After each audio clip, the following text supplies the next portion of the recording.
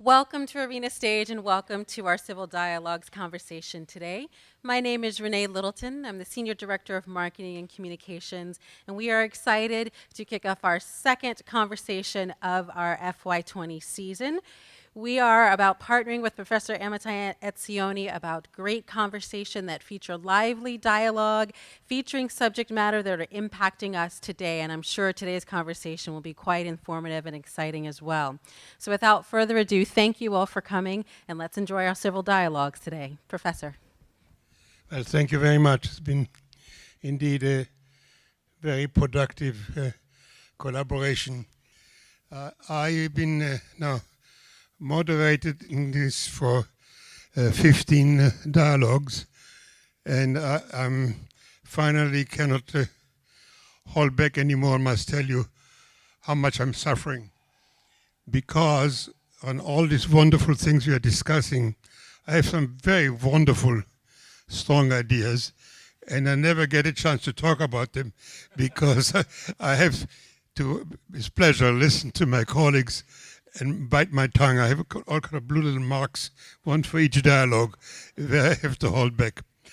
So today, I will still have to do the same thing, but I'll tell you, those of you who want to see what I have to say on that, I just published a whole book for you. It's called Reclaiming Patriotism, and you can download it for free. So those of you who can possibly wait, what I would say if I was not the moderator. So, now, as the moderator, let me just quickly frame the issue, and very much look forward to listening to a very, very excellent panel. It's the headline news that virulent nationalism is sweeping throughout many democracies and challenging them severely. It does to different degrees, but it's really practically inescapable. The most recent, very troubling example is what's happening in India. India is promoting Hindu nationalism, despite the fact that there are 200 million Muslims living in this country. Recently, India removed the autonomy of a part of Kashmir, which the one state in which the Muslim had a majority. But more consequential, even worse, they're changing the citizen law. So if you are a Muslim, you're either a second-class citizen or you're a state-led person. That's aside from other limited but authoritarian trends. Turkey used to be a solid secular democracy. No, it wasn't flawless, but few of them are.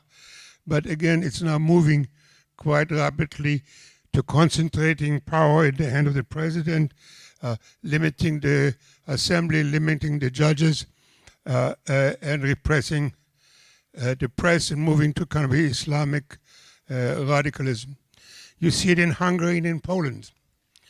And even in other countries which have not gone as far, all over, in Britain and France, even in Germany now, we have right-wing nationalist parties.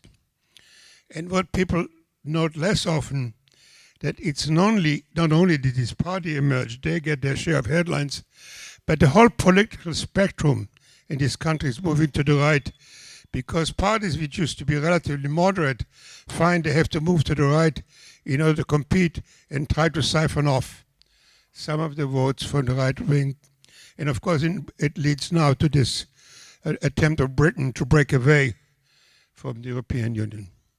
It has an odd feature, this particular wave of nationalism, which frankly sociologists are very puzzled by. Usually when you have nationalism, it emphasizes national unity. So you would think that this nation will become aggressive, by the way, mainly against immigrants, that they somehow would solidify internally. But oddly enough, they combine this belligerency and authoritarianism with internal fragmentation, which tears society apart and paralyzes government. And to save time, let me just give you one example. Look at Britain, the mother of democracy. You have three camps. Those who want to leave the EU at any cost and price, those who want to stay, and those who want to leave under certain conditions. Fine. So there's three camps. And in any functioning democracy, you work something out after a while. Not necessarily a mindless compromise. A third way and 2.5 way, not that for 3 years, completely paralyzes the government and increasing hatred among the various groups. We, of course, have some of these problems at home. And again, I want to emphasize it's not just political. The parties are becoming tribalized. It's one detail which is kind of almost funny, but very telling. Democrats don't want their daughters to marry Republicans, and Republicans don't want their daughters to marry Democrats. That kind of divisiveness we have. So the question which is before the House, we discuss among other things, is what is the most effective response to this tidal wave of nationalism? One answer has been given, goes under the label of cosmopolitanism, globalism. Globalism basically takes a position that given this experience, this bitter experience, the threat to democracy, that it's time to move to a post-national period that will give up on these tribalisms and become one global community. After all, many of our problems are global and cannot be handled anymore on a basis on one nation at a time. Take climate change. If 2 countries, 3 countries, even China, United States, reduce their emission, but India just signed up a multi-billion-dollar contract to buy the dirtiest coal from Australia, and they burn it, there will be no net gain to climate. It has to be a global effort. The same about human trafficking, Ebola, many issues have become global. And in fact, we have some little factors which seem that we could do that. For instance, usually it's not mentioned in polite company, we have a global language. It's called English. The French and the Germans hate it. But the fact is that when let's say the Greeks and the Finns or the Norwegians and the French meet, they talk English. With exceptions, some parts of Africa where French is the language. Practically all over the place we have a language. We, of course, can get a message across the world in seconds. We can travel in a day. So it seems like that might be one answer. On the other hand, some of us feel that this globalism, in effect, is pouring gasoline on the fires of nationalism because it so enrages people whose strongest commitment is still to the nation state, that is one thing which drives them to further dig into their national loyalties. And last, one other answer to virulent nationalism is to think about that there's some other, much more benign, much more tolerant form of nationalism. De Gaulle put it like this. He said that patriotism is love of country. Nationalism is hatred of other countries. If you go to the dictionary, you find that one definition of nationalism is lording over other countries. The other definition of nationalism is a rationale for gaining independence for your people. So just to remind, nationalism used to be the war of liberations, which led nations all over the world to push out the European colonizers and get independence for their people. Now, usually this is the terms are used, blood and soil nationalism, or ethnic nationalism, On the other hand, civic nationalism. I prefer the terms patriotism, but this is a kind of academic hair splitting. The main question is, we're facing a major threat to democracy from nationalism. How should we best effectively treat it? So our panel I know, will follow the tradition we have here of having a civil dialogue.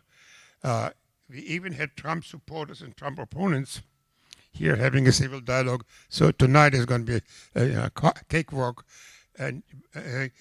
But just to be absolutely sure, I want you to know, I told this to the panel earlier, this is a theater. So there are trapdoors below their seats. Would you please, we have a tradition of not introducing people because you have their bio in your program. Would you please? Thank you very much. I'm Nora Bensahel. I'm from the Johns Hopkins School of Advanced International Studies here in Washington, D.C. The flyer for this evening's event and the one that is prominently on the front of your program poses a very provocative question, which is, what is wrong with nationalism? And I want to start by saying there is nothing wrong with nationalism, right? It's, as you described in its definition, right? This is a term that has to do with identification with a nation state, with a sense of self-determination, and usually some sort of pride in or loyalty to the state and its principles, as you described. And there's nothing that's inherently wrong with that sentiment, right? It can often be a positive force, and the best example for that is the United States itself. We are a state based on values and principles, and we wouldn't be here without that sentiment. But nationalism is an ism, and like all isms, the problem with it is its most extreme versions, right? When it gets taken to an extreme, it becomes, your wonderful quote about how it becomes hatred of other countries. And so it is the extreme versions that become problematic, when it becomes a real sense of superiority over other countries, and when it becomes a sense that it's your duty to spread that view because you are superior. That's when you get into problems with the concept. But it's not, we don't think of it that way in our current discourse, but those things are extreme versions of what we mean when we talk about nationalism. So I'm a nationalist as an American in a way because I believe that the values and principles of the United States are extraordinarily strong. I think they're the best form of government, and I have a lot of pride in our country. But that doesn't necessarily mean that I believe we're superior to all other countries, that we have a duty to expand our values and impose that on others. That, of course, leads to aggression, it can lead to war, and it can also lead different groups in society to conflate their own identities with that of the nation state. And I'm sure we'll hear more about how that can lead to more extremist views. But it does tend to be used by people who want to rally around a common ideology. It's not coincidental that Hitler's party in Germany called itself the National Socialists, right? The national part of that was a very key element of trying to bring everyone together under what was obviously an extraordinarily extremist and abhorrent ideology. And in this country, we have a long history of white nationalism, right? Which, as we all know, has undergone a great resurgence recently, and which has some of our citizens believing that whites are in a superior position to other members of society and need to exert that. So again, the basic principles can be twisted and can be made very extreme, but that doesn't mean that we should throw out the concept of it altogether. There is another problem, and you mentioned this with the concept of nationalism, and that is it does lead us to focus on our own nations and our own states rather than looking at global challenges. And there are all sorts of global issues that get short shrift from that focus on states. Climate change is the big one, obviously, but you mentioned some others, global pandemics and global poverty and health issues. But I would say that I am, above all, a pragmatist. I don't consider myself an ideologue on any particular part of the spectrum. And I believe that nationalism is too powerful of an ideology to be going away anytime soon. I think that there is something inherent in people that looks for groups, that looks for tribal affiliations.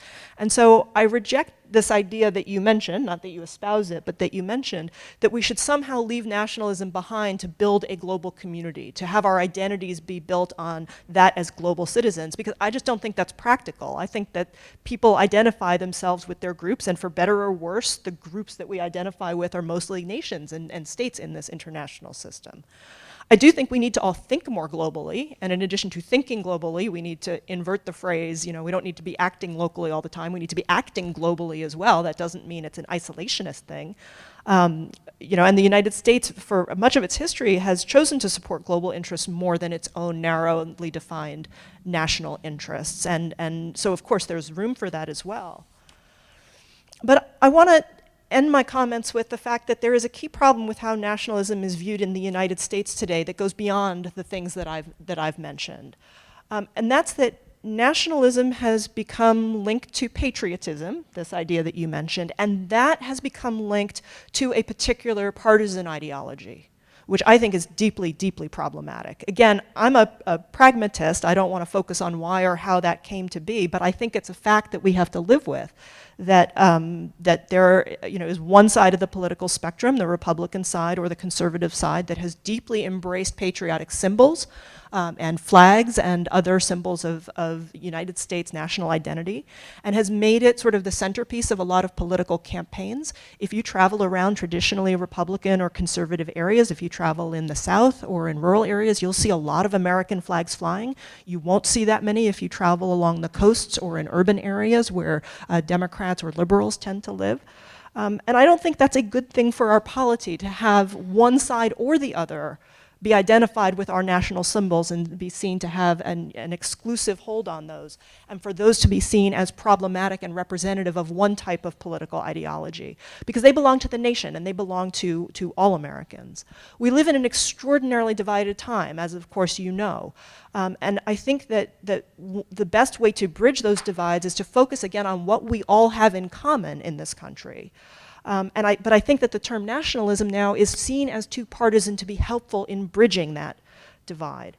So instead of relying on a sense of nationalism to help heal our divides, I would suggest refocusing the conversation on civics and civic education, and particularly on citizenship.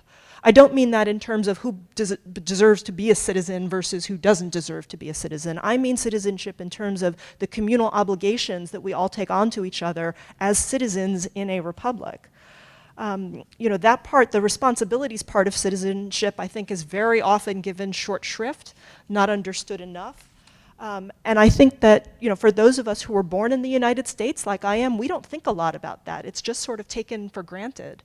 But if you weren't born here, like my father wasn't born here, you have to actually take an oath of citizenship, and you pledge your loyalty not only to the Constitution as the guiding principle of our country, but to all of the obligations of what citizenship entails. And I would like to see our conversation focus mostly on that, on what we define ourselves by in this country, our values of tolerance, of common engagement, of efforts like this, to try to have dialogues that bridge people of different views, and to have more of an understanding of the obligations of tolerating other people's ideas in the context of citizenship of this country, because I think that's a way to help bridge the divides that are so deeply dividing us. Thank you. So what troubles me most when we look out at American politics today is the way we're being divided again into tribes. The racist right is trying to divide Americans according to their skin color, according to their race, and they're serious about it. The woke left is trying to divide us by our skin color and by our race, and they're serious about it. And we're being divided regionally. This famous divide between the coasts and the heartland. We see truth in it, especially when entire regions of the country are losing their industries, their ability to make a living, their ability to have the kind of middle-class life that was once far more common. So when we look out and see America being divided regionally, economically, by race, it seems to me, I would challenge de Gaulle's quote. I would say what we need is nationalism. What we need is an American nationalism. Because patriotism asks us to love our country, but that's not enough. Today we need not only to love our country, but to love one another. We need to love our fellow citizens. And the best phrase for that, the best category for that I've seen and can think of is the category of nationalism. Nationalism says, because you are my fellow citizen, I share a bond with you that is deep and real and profound and should lead me to want to sacrifice for your welfare. That is achievable, and that is something that once existed more. It's something I think we can work to try to bring back. And it would have implications for us across a few different areas of policy. One of them is immigration.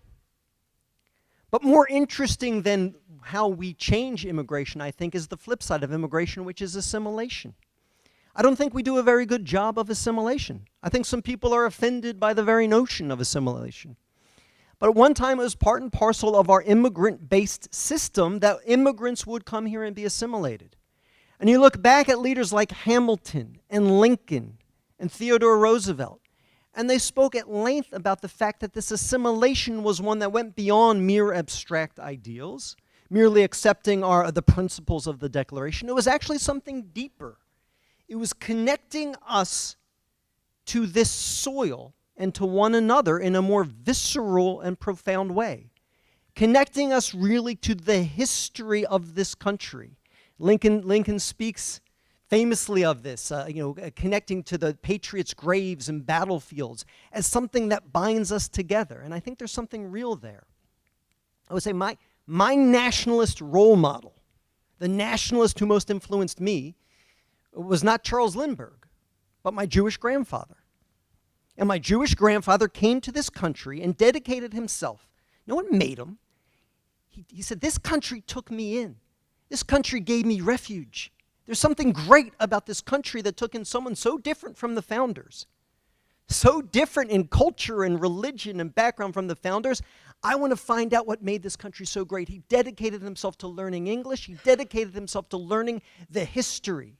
And I think he was as connected to those battlegrounds and those patriot graves as Lincoln envisioned an American would be. So it's going to have profound implications for assimilation of immigrants, whatever our immigration policy is. Number one. Number two, it's going to have profound implications for our economics. The free market is fantastic. It is the greatest engine of prosperity human history has known. It has brought more people out of poverty to a good standard of living than any other economic system. It's on the verge of sacrilege for a conservative to dare question laissez-faire. But I question laissez-faire because other things have to be put on the scales when we figure out what will create the greatest prosperity for the largest number of Americans, And on that scale, we put things like the environment. We could have a higher GDP if we gave waste to our rivers and our lakes. We don't do that. The environment's on the scales. I think the welfare of our fellow Americans in communities that are losing their industries and hurting has to also be placed on the scales. And if I love my fellow Americans, if this bond we have has any meaning, then I should be willing to give up some GDP for their welfare and their well-being and the flourishing of their communities. And that's got to be part of the debate. It's got to be on the scales. And finally, foreign policy.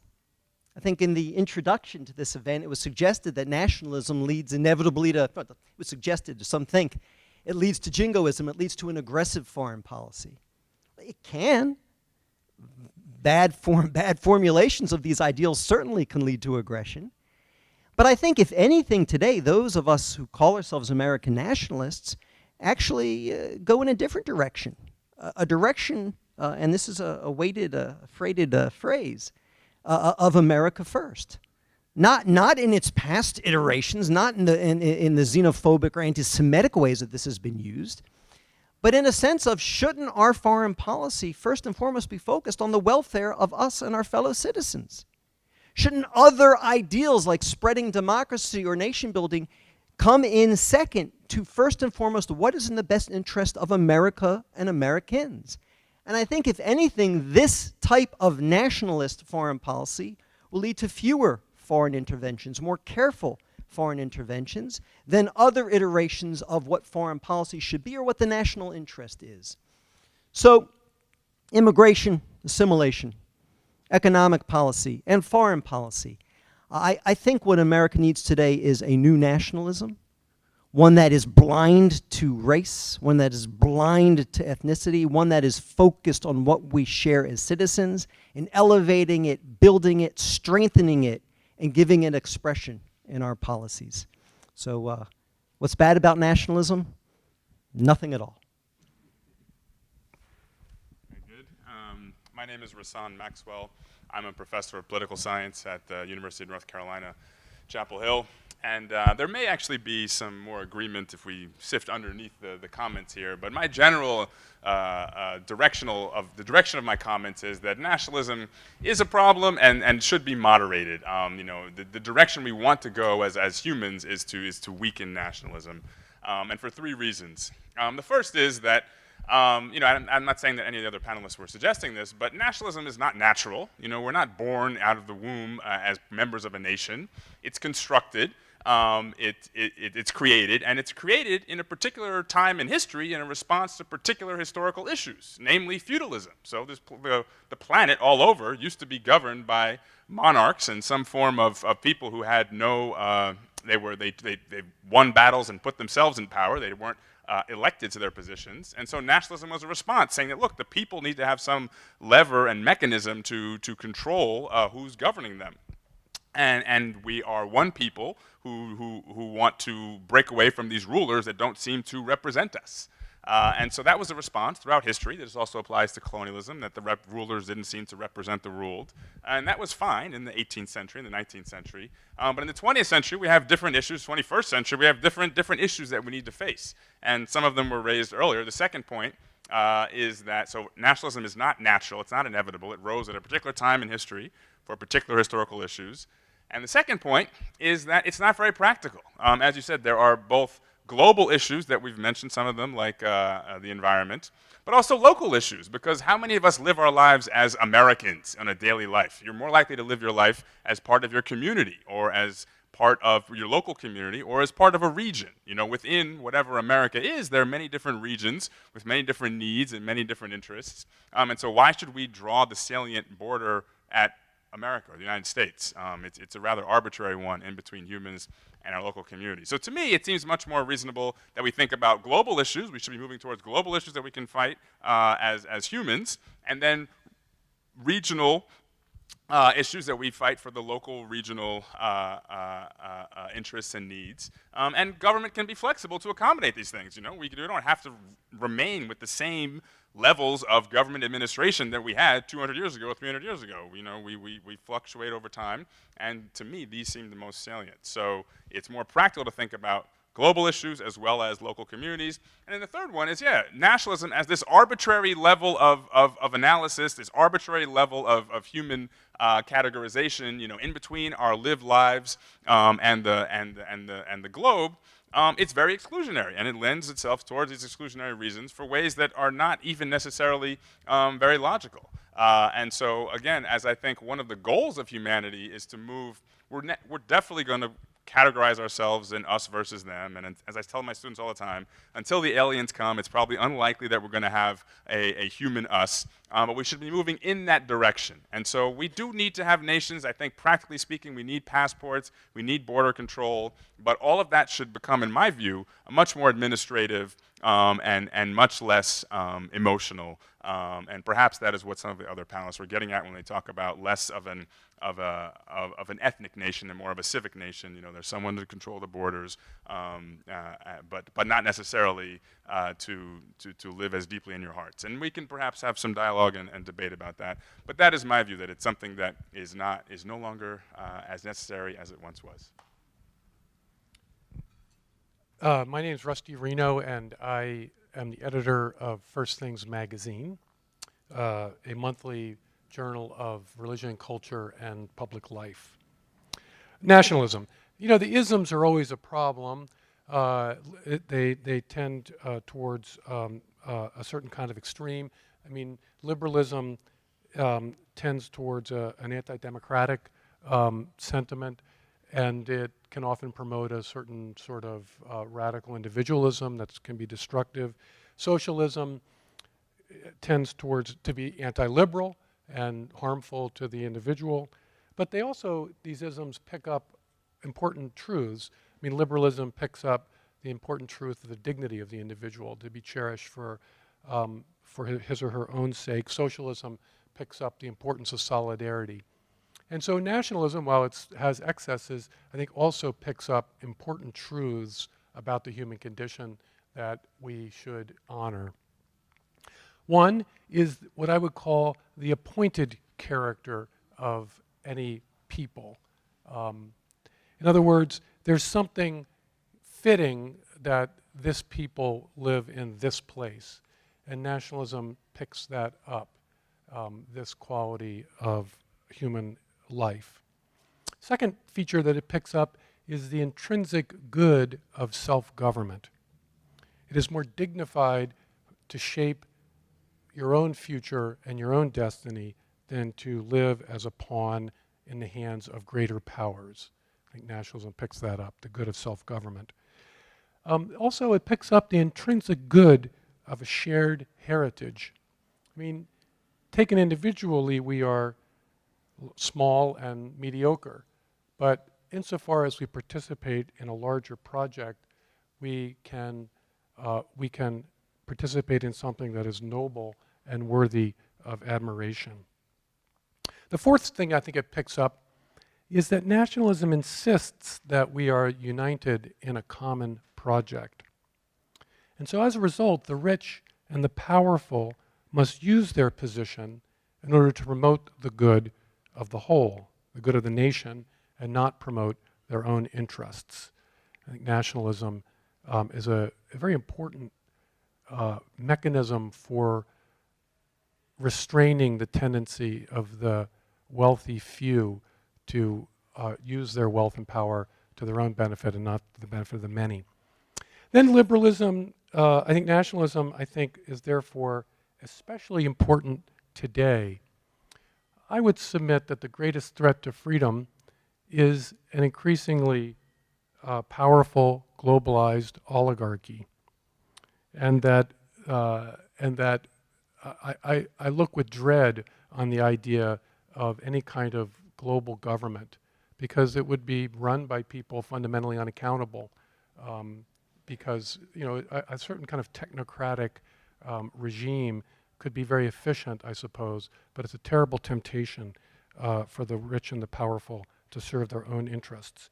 And so I think today we see a rise in an important corrective in the direction of nationalism. I think Elizabeth Warren's platform of economic patriotism, which is what she calls it, clearly reflects an attempt to recover to redirect the wealth of the few in the direction of the interests of the many. I mean, as a conservative, I have all kinds of reservations about the mechanisms that she's proposing, but I thoroughly endorse the sentiment behind her policies. The need to rebalance our economic system, as David Brog pointed out, we need to rebalance our economic system in the direction of the high school educated American so that the high school educated American can prosper. And then I think we see on the American right the complete eclipse of Paul Ryan's austerity politics that was aiming at rolling back middle-class entitlements has completely been wiped off the map of the American right. And I think that also reflects the influence of nationalism. So I think in terms of the challenges that we face as a country today, nationalism and the element of ism here, which separates it from patriotism as a sentiment, nationalism is an orientation of policy. It says we need specific policies that are oriented towards renewing the social bonds that unite us as a nation. And they are cultural politics as well as obviously economic politics and policies. Well, there's been already an excellent start, and having you being as brief as asked allows us to have another quick 2 little rounds about some specific questions which came up during the discussion. So one I want to ask you all, maybe you give another brief answer, is the question, throughout much of American history, at least since President Wilson, part of our self-definition of as a nation was our obligation to bring human rights and democracy to other nations. And that had led to a variety of policies. For instance, most recently in Afghanistan, where after we defeated the Taliban in 3 weeks, we stayed for 18 years in an attempt to engage in a democracy and human rights building. And even now, as we negotiate with the Taliban about leaving, the question keeps on coming up. Even if they would promise us never to give home to terrorists again, wouldn't they endanger women's rights and human rights?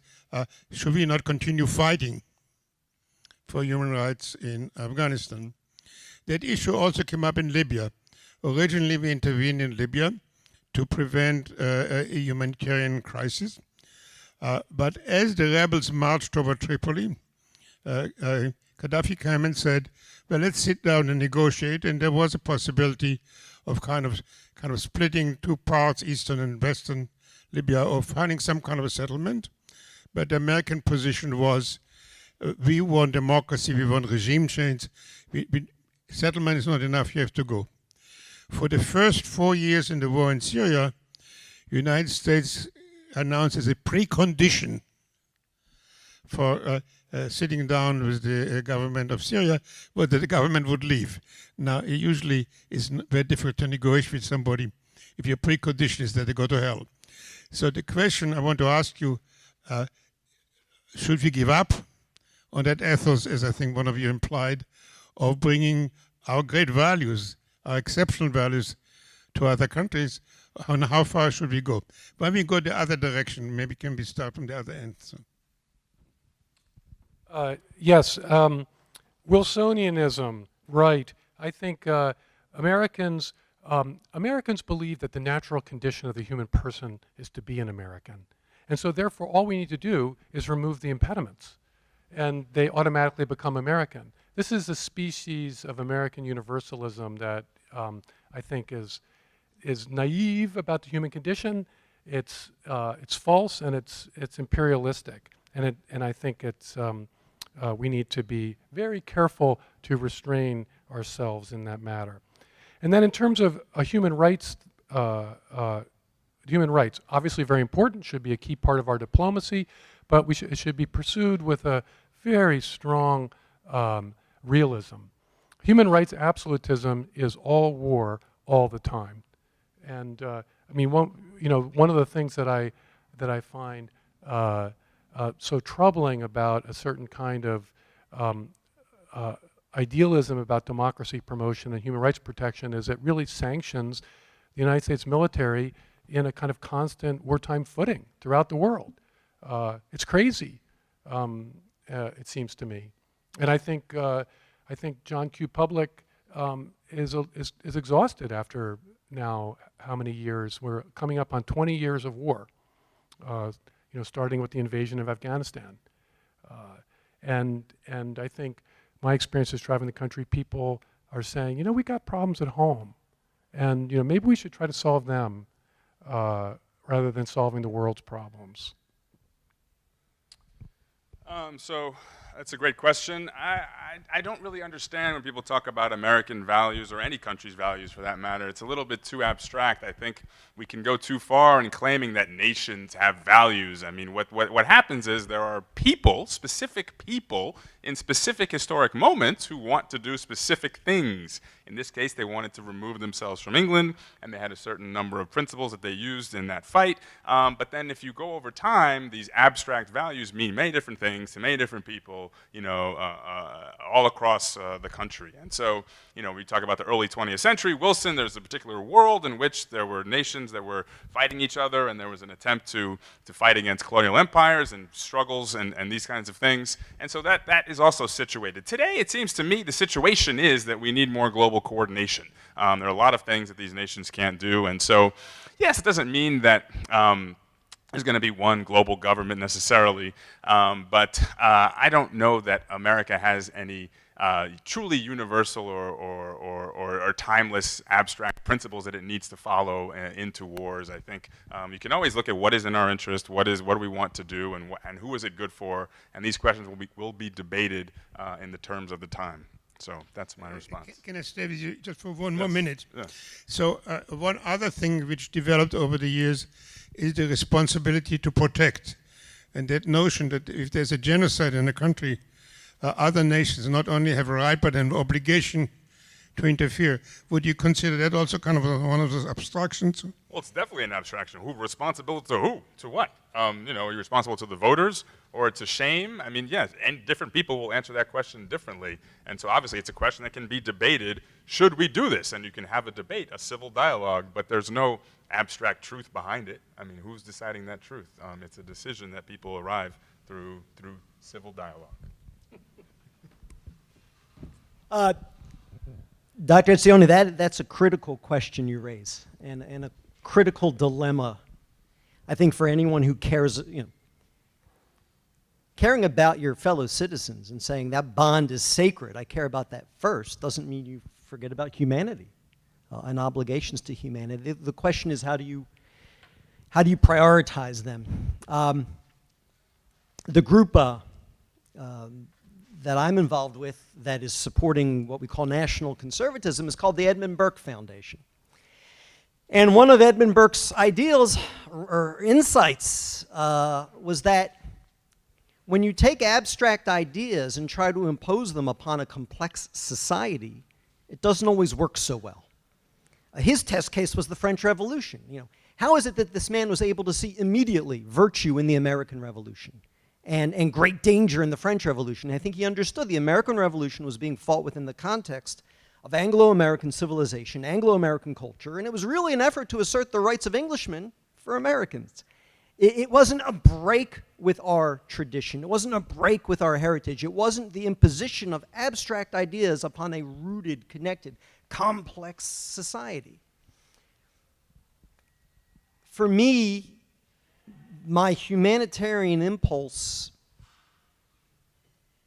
was mugged by the reality of the Iraq War with the best of intentions. And people say it was all about oil, it was cynical. I don't believe that. I think it was largely for the best of intentions. I mean, how many countries have sent their sons and daughters off to war to liberate another people from oppression?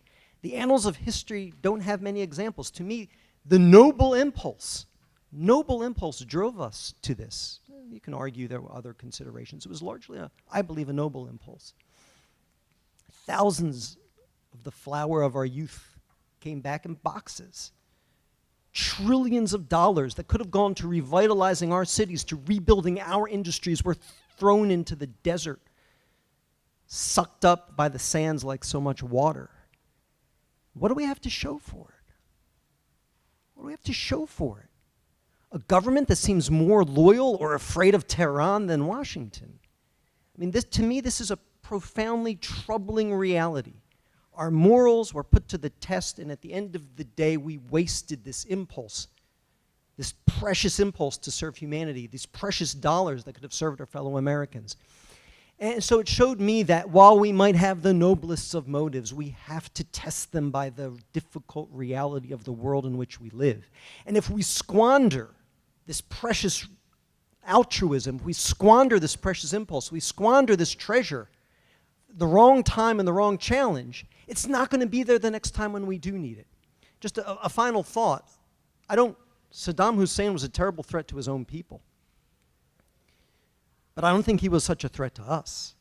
I look out in the world and I see Tehran, and if you study the Iranian Revolution, you know that they hate us. When they say death to America, they mean death to America. To me, this is a threat to our interests. I don't know if the public will is there to do anything about it because we squandered it in the wrong challenge at the wrong place at the wrong time. So we need to be very careful about these things. One last thought. The obligation to protect is something that speaks to me deeply as a Jewish American who's, like every Jewish American, lost family in the Holocaust. But even there, we need to be careful. What's going on right now with the Uyghurs in China, call it genocide, at least call it ethnic cleansing. There are over 1 million Muslim Uyghurs in concentration camps today, in our lifetimes. What are we doing about it? Nothing.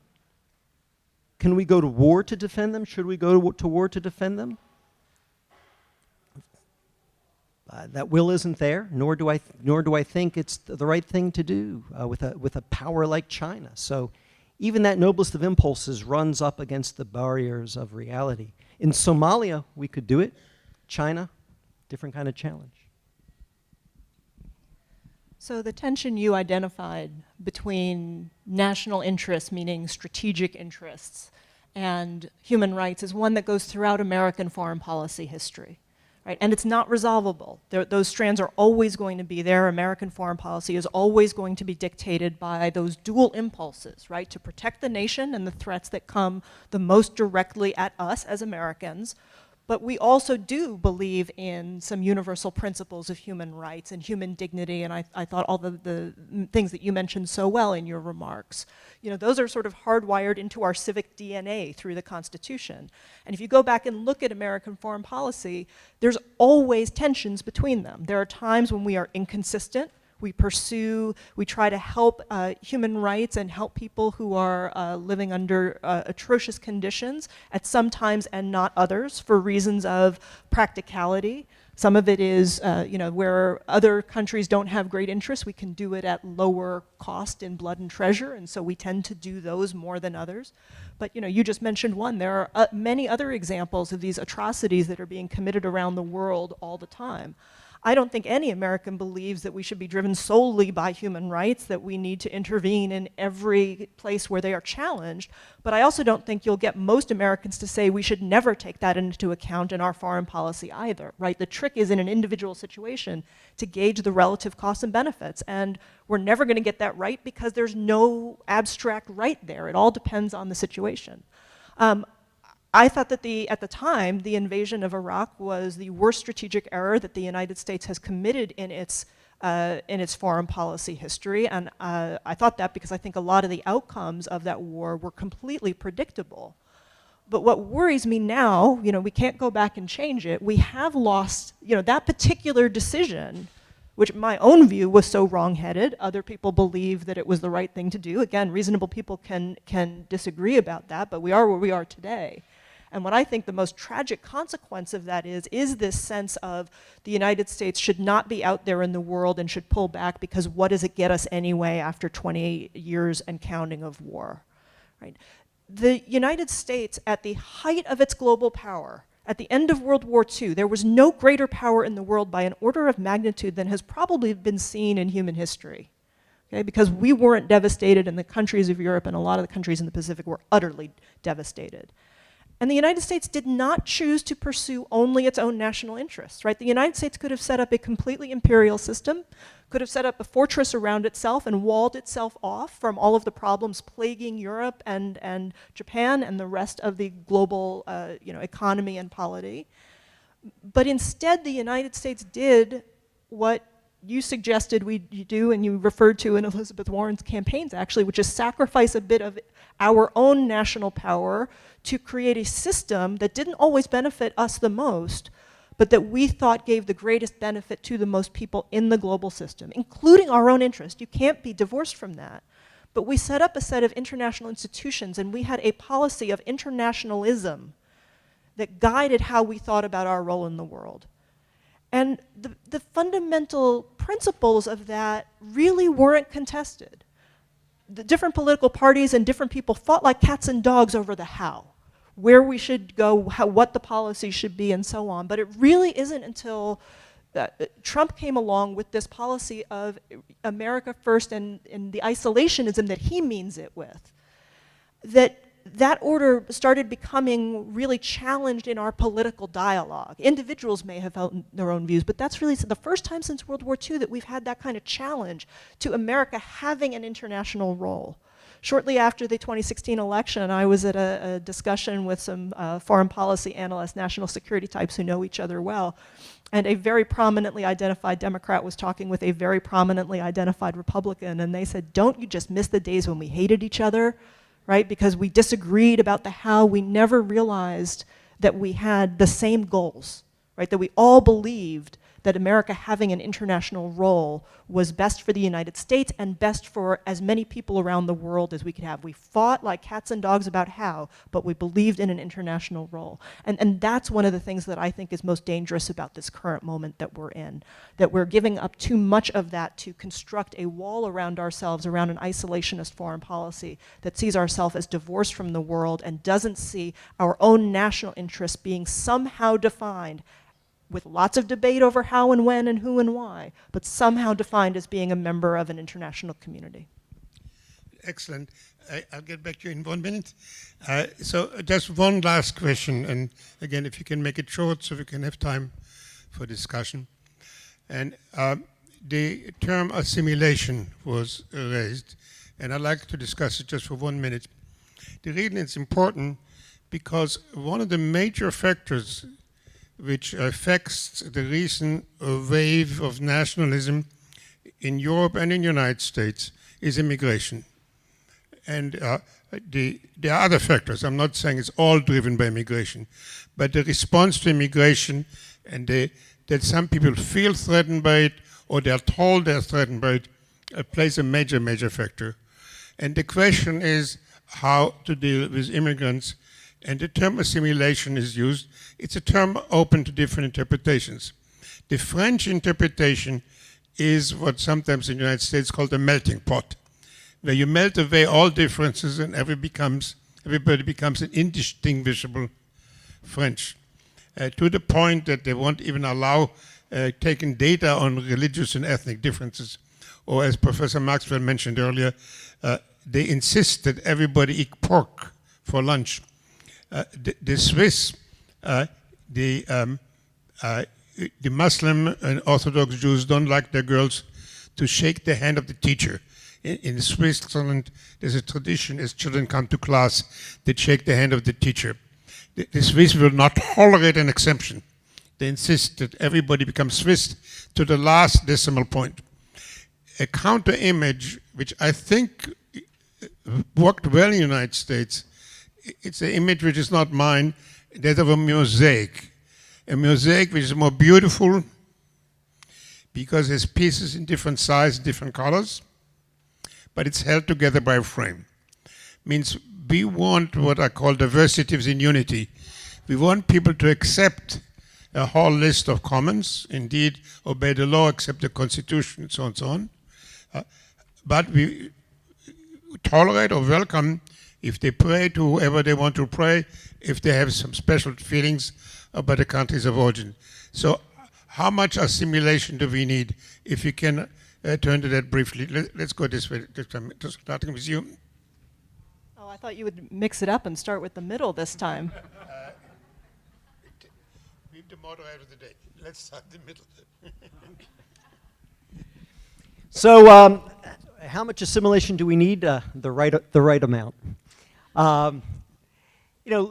Look, the examples you cite from Europe as an American cite me as extreme because we also have a tradition in this country of religious freedom that is central to who we are and what we are. But so on the one extreme, this homogenization until we all accept the dietary and social rituals of the founding white Anglo-Saxon Protestants feels very extreme and foreign. But I think the pendulum's gone too far in the other direction, where it feels now as if we're welcoming immigrants to this country who are not appreciating the nation and the culture and the society into which they have entered. It seems to me it's a good deal. We'll take you into America if you recognize what is it that made America a beacon that you wanted to come to in the first place. Recognize what it was and help us preserve that. Recognize maybe a debt of gratitude to this country that has opened its doors to you, an appreciation for the country that has made itself a place to which you want to immigrate, and then a commitment to preserving those things. The specifics of what those things are, it's a very difficult question, but as a fundamental proposition, it seems to me that should be the deal of our immigration. Immigrants have made the most patriotic of Americans, have made the greatest sacrifice as Americans. But that was this what came before that was a gratitude towards this country. And it's the gratitude towards this country of my immigrant grandparents that has informed my profound love and loyalty to America. I think it's a good model.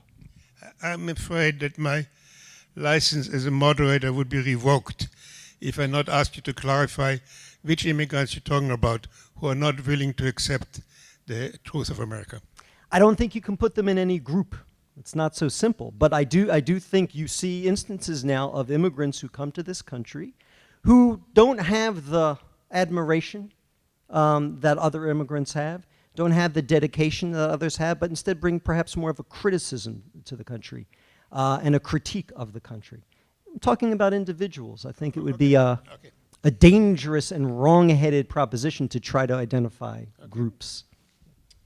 Okay, so this is actually one of my areas of study. I will make just one small note. France does not force people to eat pork. In fact, the critiques of people who don't want pork, France has responded by giving them vegetarian options, which satisfies Muslims as well as other people who don't want to eat pork for other reasons. And that's their way of doing it. But broadly speaking, I think everyone agrees that some efforts of assimilation are required. Personally, you could guess from what I said before, I think a more a limited, narrower set of criteria are useful, such as the language, obviously abiding by the laws, and passing whatever citizenship tests in terms of the history and the knowledge that you need. I think it's to some extent, and I'm not saying that this was being said in so many words by my other panelists, but often people say, oh, well, 100 years ago, these immigrants assimilated and they're not doing it today. I think that it's important to recognize, again, the historical context into when other people arrived versus this historical context. The historical context of the 20s, 30s, 40s, and 50s was one where it was a much more national world. They didn't have access to global culture the same way we do today. There was a much more nationalizing influence through the three networks. It was a much more national world. Today, all of us are accessing culture from around the world, whether or not we were born in the United States or not. So it's not possible in today's society for natives, let alone for immigrants, to live inside of a nation-state box. And so therefore, as you said, specifying what it means culturally to be an American or a French person or a Swede or anything is really difficult when you want to put those words on paper without actually just being generic platitudes that are meaningless. So in my view, a limited assimilation so we can live peacefully, follow the laws, so on and so forth. Any attempt to mandate cultural norms it will lead you down a wrong path. In Europe, they've tried this in recent years. As many people may know, they proposed citizenship test questions that would ask you, are you comfortable, seeing women without tops at a beach? How would you feel if your son was gay? They were trying to ferret out, the homophobic and sexist Muslims, but it didn't work in part because people realize there's plenty of homophobia and sexism among the native Europeans. So it's really hard to specify these things. Yeah, I think we should leave aside other countries. What's fitting in Switzerland is obviously not fitting in the United States. People use ethno-nationalism as a fright word, but I think in some national settings, it actually is integral to social solidarity. Estonia, Latvia, there are probably 2 or 3 million people in the world that speak Latvian. And if you care about preserving the language and handing it down to your children, then you're going to be, in some sense, an ethno-nationalist. Because it's only ethnically Latvian people who teach their children Latvian.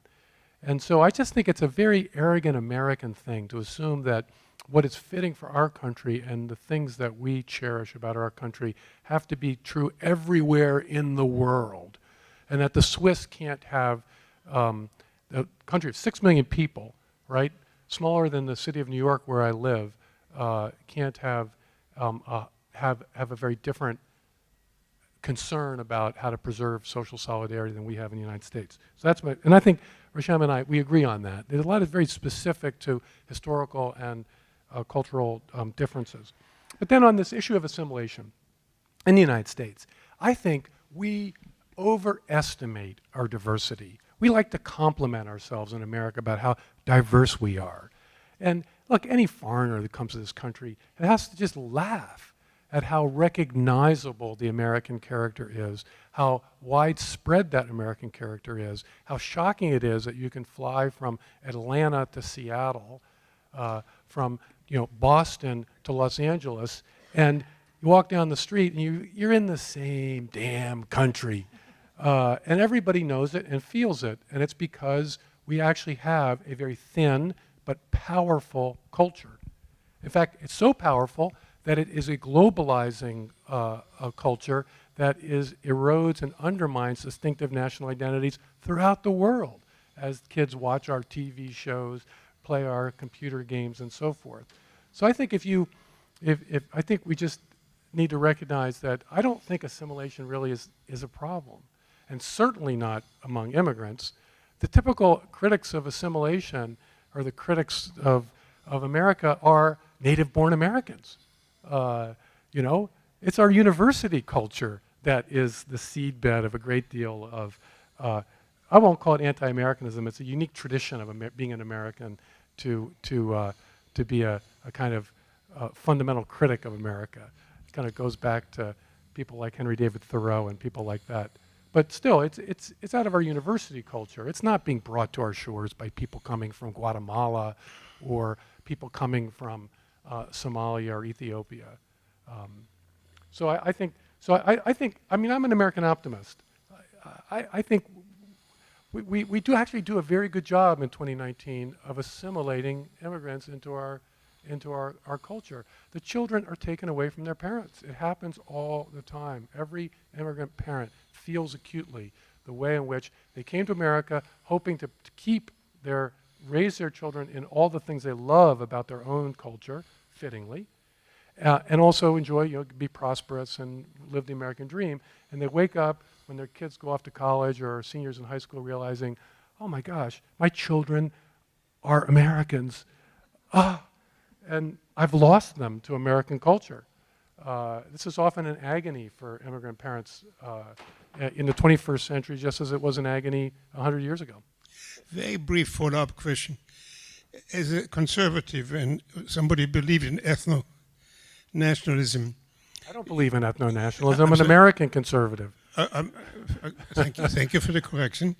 As an American conservative, is it part of immigrants should buy into? Is the Jewish Christian tradition?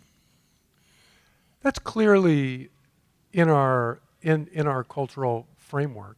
It doesn't mean you have to become a Jew or a Christian, but it's clearly part of I would say Protestant Christianity is really part of our American culture. And so I'm a Catholic, so American Catholicism is a Protestantized kind of Catholicism. I think American Judaism is a Protestantized kind of Judaism, and I think American Islam will be a Protestantized form of Islam. It's a kind of a fate when you come here as an immigrant that you get swallowed by this kind of peculiar, individualistic, moralistic, this whole political correctness thing only in America. I mean, it's this intense moralism. It goes right to these kind of Protestant, they call it the Great Awakening, the third Great Awakening, the current climate on universities. And there's something to that. It's like only in America. That is going to be the headline of the week for the left, that political correctness is based on Christianity. So I want to push back strongly, civilly, but strongly, against what you said about the motivations for many. I understand you didn't say all, but for many immigrants coming to this country today. I think the reason why people come to this country today is the same reasons that it has always been, is that this is a land of economic opportunity where they can make better lives than elsewhere, and they come for political freedoms and the ability to live their lives in peace and free from persecution. I don't think that has fundamentally changed. I do think that there are serious policy issues that we have regarding the state of immigration, and I'm not advocating for any of the current policies in any way. I'm just stating as a fact, we have a lot of illegal immigrants in this country. We have to come up with policies around how to deal with the fact that they are here that cannot involve sending them all home for pure reasons of pragmatism, if not reasons of morality. And I think those debates need to occur. I think we need to have, in conjunction with that, a conversation about immigration policies, because I don't think that it is practical to be able to allow everybody into the country, again, from a purely pragmatic perspective. So we have to have debates about how we deal with those issues in a productive, civil, national conversation, because those problems aren't going away. But I do think that the question of assimilation, again, my criticism of the term nationalism isn't that there's something wrong with the word or the idea, it's that it has come to take on a particular connotation. And I feel like assimilation is one of those words as well. To me, assimilation is coming to this country and being in sync with the core values that I mentioned of economic opportunity and freedom from oppression, and contributing to something broader than yourself in that country. To me, that's the core of what assimilation should be. It's not about what language you speak. It's not about what country you come from. It's not about what religion you practice. It's how dedicated you are to being a member of the community here and to upholding those very fundamental principles. That's why I love, the description. I've heard it before, but it's a beautiful description of a mosaic within a frame. The frame is minimal. I don't like big gaudy frames on my artwork at home. I don't like it as, anything more than the minimum requirements of coming together to be a polity and to have the sense of mutual obligation that I think most of us talked about in our presentation. Well, thank you. Thank you very much. You've been a very patient audience. Will you please come here and raise any questions or comments you have? That mic is just for you. Thinking about your statement about the immigrants that come here and don't appreciate what they're coming to, gives me pause from the standpoint that a lot of immigrants from South and Central America are leaving something. They're leaving an environment that was really upset by a lot of our policies. Iran-Contra, selling guns in Central and South America, as Eisenhower spoke to in the military-industrial complex to keep people working. And these people find that they have to leave because it's not safe. It's not saying that they do appreciate coming to America. They can be safe, they can work, but a lot of them would still like to plant their coffee and bananas in Central and South America. And if there is some stability that is forthcoming, they very well may return.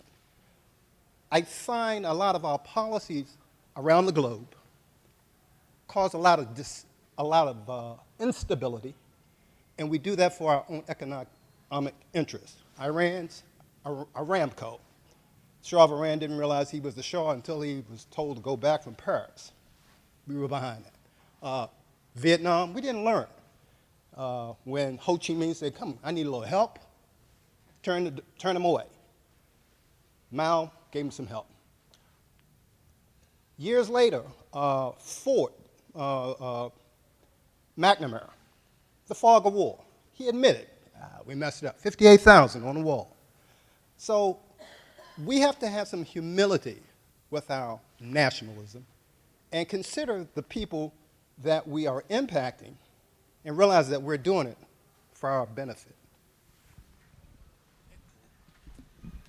Yeah, I agree with your summary. We have to have some humility before we presume to go abroad and impose systems on others.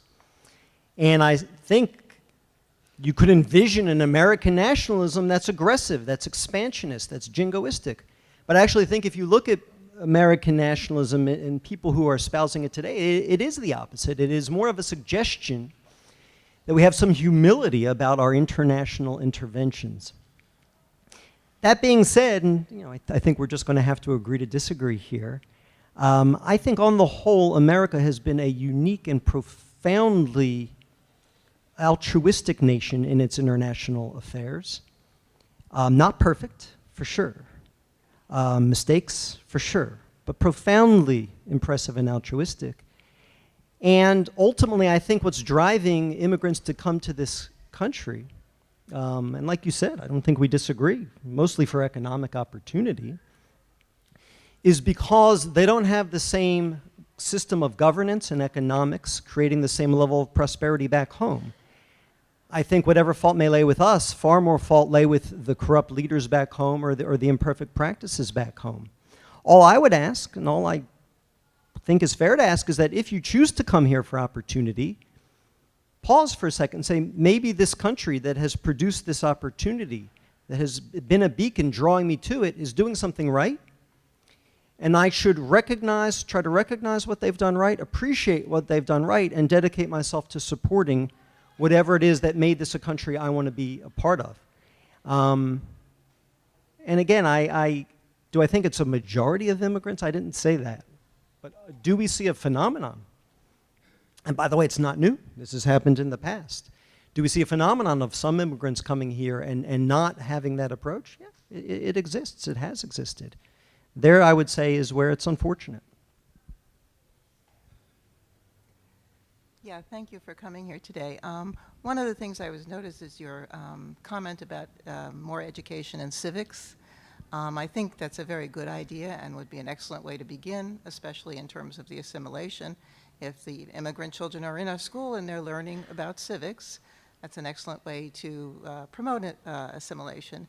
But the one thing I was thinking about was I recently went to a committee meeting about DC statehood.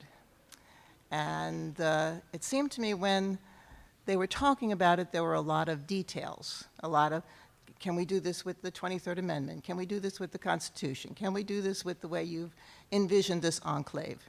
But the key point was there are more than 700,000 people living in DC who are disenfranchised. To me, the education should begin most prominently with our representatives. Clearly, they were not embracing this. To me, a representative of a democracy or a republic should be saying, everybody should be enfranchised. What are we doing quibbling about details? Let's make it happen. Let me just say before one of you takes it from here, that we recently just completed a study of civic education as part of our attempt to promote civic nationalism or patriotism. And it's been cut. Civic classes are cut across the country by about 2/3 because the parents push for academics. And to the degree that civic classes are taught, they are taught more like mechanics, that member to the Senate, so that many judges on the Supreme Court, and not as the kind of true civic education you're talking about.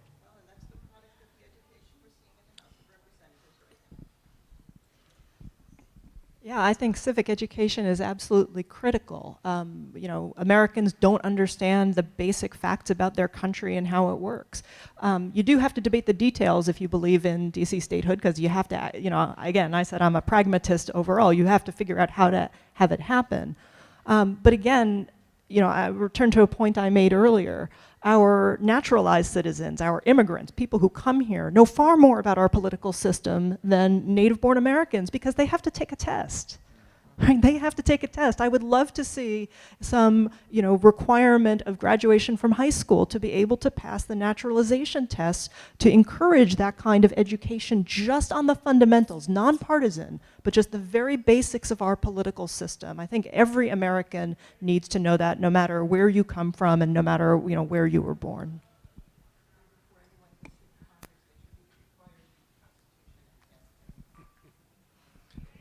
Good evening. My name's Daniel. I'm a graduate student at Johns Hopkins. So a question rather than a comment. One of the concerns that often is raised through nationalism is a fear of other. One of the problems that's often going on in the United States right now is, and you can define other in many, many different ways based on the eye of the beholder, a fear of the other person, another culture taking over my culture, another idea taking over my idea, another candidate taking over the guy I think should win. So if nationalism should be resurged or nationalism should be championed around, how do we deal with the question of the fear of the other turning into something that could be toxic?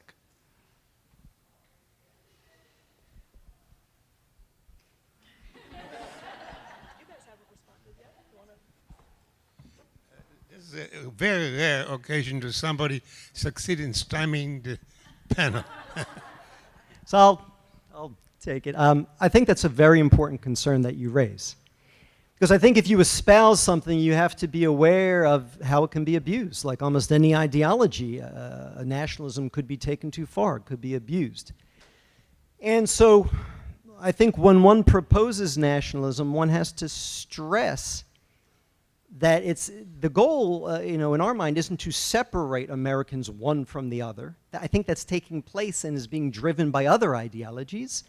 The goal is actually to focus on what unites us as Americans, regardless of these superficial differences. And that's got to be stressed. And by the way, in stressing that, it doesn't make nationalists like me very popular, with extremists on both the right and the left.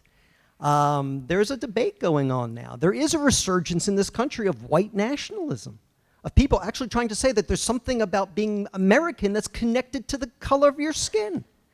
And it's not just, Nazis from a bygone era. It's the young people are attracted to these views. So, to me, the answer isn't to say nationalism is a dangerous thing, we should stay away from it, but rather to get involved and get engaged in fighting what it is that unites us as Americans, what it is that defines us as Americans, and making extra clear that they lose and we win, and saying that these things don't matter. What unites us is our shared citizenship and our shared love of this country. The fight's on now, so I think those of us who care about these things need to be engaged. Hello, I wanted to take a step back and talk more about globalization and how nationalism relates to that, specifically pertaining to what I was thinking of with international sporting events such as the Olympics and like the World Cup, and how you think that I think it both bolsters the nationalism while also forcing a form of international globalization as countries are forced to play each other in a more like friendly, not necessarily political way. And I wanted to hear your opinion on how you think that can help support both the nationalism resurgence and a future where we can all work together for a better global environment. It seems like people enjoy rooting for their country in the World Cup. It's been suggested that some European friends of mine suggested that the only hope for national unity in France and elsewhere is World Cup teams. In fact, the most recent, France won last time, yeah? And people kind of celebrated that as a time of national unity, as people celebrated the team. And so I think that can be a healthy... Yeah, one thing you could say is that it often leads to very visible manifestations of the nation in terms of people wearing all their colors and the flags and the clothes. But in the grand scheme of things, it's often also viewed as a very thin form of nationalism and doesn't really last much longer after the events. To the extent that you do see riots occurring around the world at these sporting events, it's often not about the sporting event per se and more about long-standing issues that are brought to the fore by people in those situations. They used to say in terms of immigrants that the big test for them was whether or not they would support their home country, the host country team, the country they're now living in as opposed to the country they came from.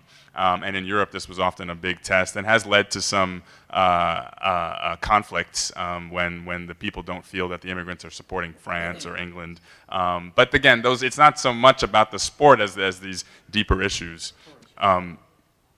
I don't know if it's tourist rioting, but okay, we'll have to think about that. The other thing I wanted to say is that the capacity to, again, to bring people together in a positive sense. The big example with France was 1998 when they won the World Cup. The men won the World Cup, and it was a very diverse hue of players, and it was black, blanc, bleu, white, black, and brown, or Arab. And again, that didn't last very long. And so once the hangover was over. So I think these sporting events are very visible. They bring in a lot of money, but it's a very thin form of community, I would say. I want to circle back to this fear of the other. It's another one of these fright words or fright phrases. I mean, some others should be feared. I mean, the Poles should fear Russians, given their history. They should definitely fear them. And the Latvians and the Lithuanians and the Estonians even more so. So I just think we should avoid these sort of omnibus descriptions of what our problems are. We can love things, the wrong things, in the wrong way. We should always seek to love the right things in the right way, and we should also fear the right things in the right way, and avoid fearing the wrong things in the wrong way. I think his part of his question actually was interesting. I wondered if I could also follow up with you. I think you raised it. His question was more, how do we avoid having the nationalism go too far into being aggressive and imperialist? And of course, everyone said that they didn't support that. But you, in some sense, said that you feel that the American values, on the one hand, you said you feel that the American values were the best. Then on the other hand, you said that that doesn't mean everyone else should have them. So I don't know how you can maybe hold those two things in your head at the same time. I think they're entirely consistent. Not just the best for you, but the best for everyone. I think that can be entirely consistent. That's my belief about the values those are the values that I hold about what society should be framed in. But I don't necessarily want to impose those on everybody else in the world. I do believe they're best. But that is entirely compatible with having other people believe their system is best. There's nothing inherently contradictory about that. I want to go back to the sports question, though. Can I do that? I was grinning when you asked that question, actually, because I used to have this argument with my father all the time. I am an Olympics junkie. I will take time off of work to watch the Olympics. I'm a sports fan, and I'm an international relations nerd, and so the Olympics are my sweet spot. And my father used to argue with me every time the Olympics came on about, why is it that they have to compete by nation? I just want to see the best people in the world compete. And my answer to him was essentially a little bit of pushback against one of the things that you said, which was nationalism, our nation states. I agree with you that they're arbitrary, but they're our arbitrary. They exist, and that they have power because they exist, even if they were arbitrarily defined. And so my comeback to him was that I thought that the Olympics hit the sweet spot, because you march into the Olympic Stadium in the opening ceremonies by country. You march with your national flag. Okay?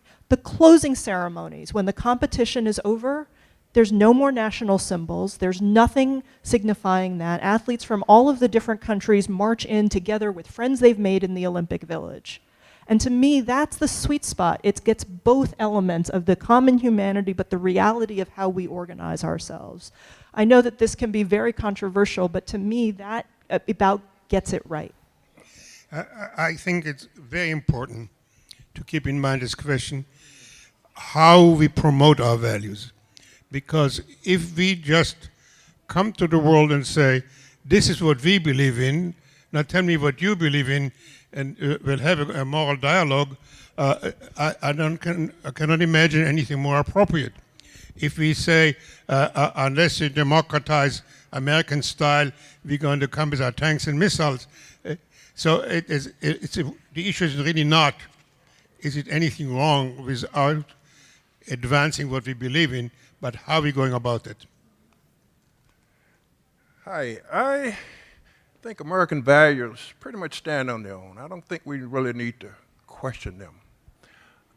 It's based in the abilities, in natural law, natural rights. We're born with certain abilities, and one of those abilities is the ability to sense what's right and wrong in others. There's something there. Maybe we need to focus on developing it more, but that's not the focus. What I really want to focus on is the question, what is wrong with nationalism?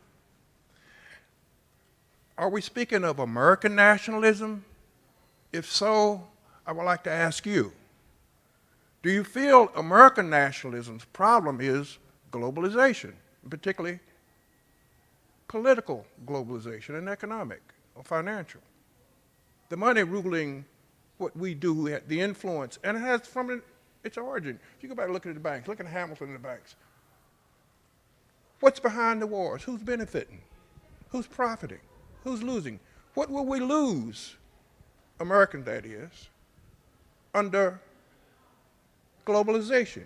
You're going to lose the Constitution?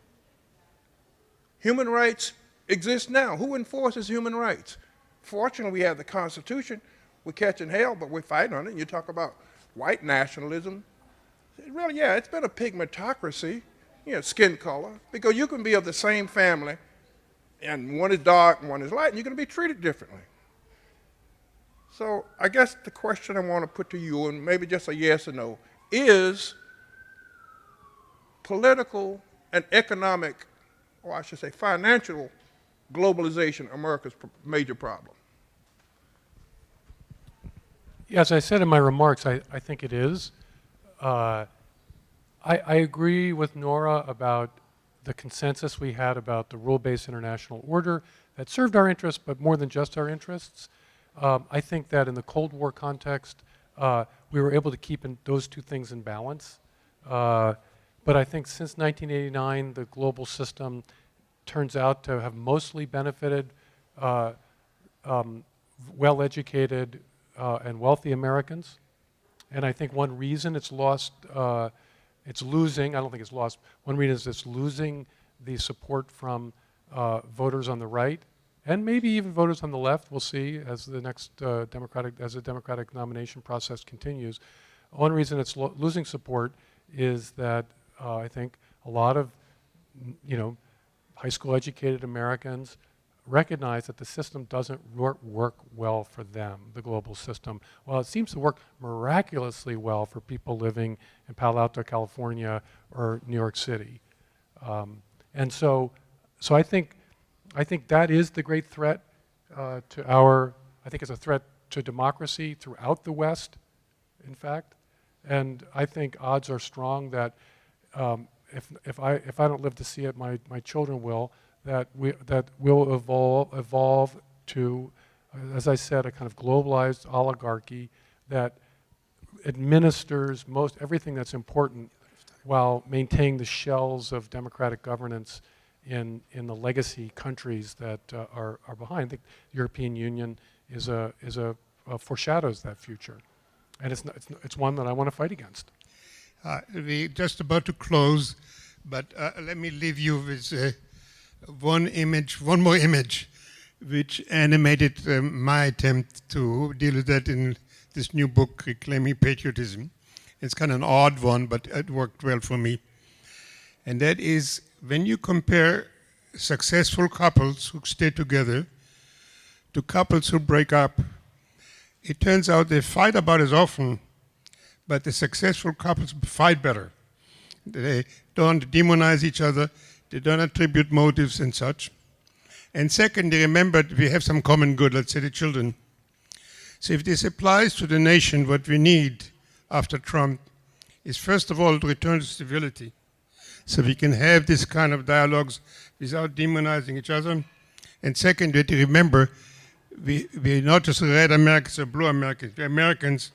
We have some common goods. Now, before we thank the panel, I'd like to invite you to come back to our next dialogue. Is going to be on privatization. We're going to discuss the fact that we have now more private police than public police. We have for-profit prisons.